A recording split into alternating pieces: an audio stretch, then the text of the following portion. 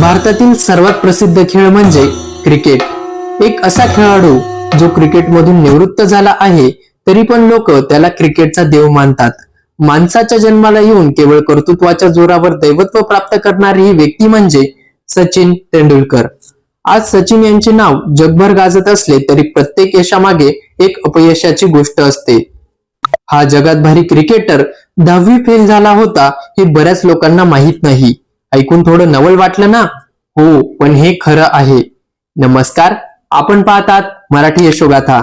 चला तर मग सचिन तेंडुलकर यांच्याविषयी अधिक माहिती जाणून घेण्याचा प्रयत्न करूया। पण त्याआधी व्हिडिओला लाईक आणि आपल्या चॅनलला सबस्क्राईब करायला विसरू नका।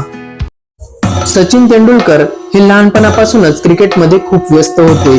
क्रिकेटच्या सरावामुळे त्यांना अभ्यासासाठी हवा तसा वेळ देता आला नाही।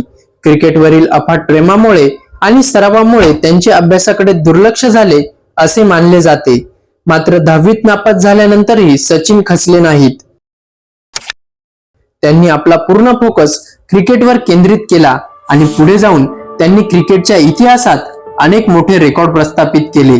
जरी ते 10वीत नापास झाले तरी त्यांनी क्रिकेटच्या मैदानात सर्वोच्च गुणांनी उत्तीर्ण होऊन जगावर राज्य केले।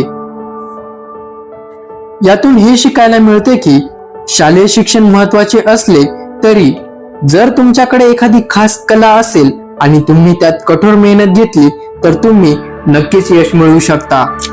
शालेय परीक्षा म्हणजेच आयुष्यात सगळं काही नसतं। जगभरात आज असेही काही लोक आहेत जे परीक्षेत नापास झाले, पण त्यांनी आज जे काही यश मिळवलं आहे ते कदाचित टॉपर विद्यार्थ्यांनाही शक्य झालेले नाही।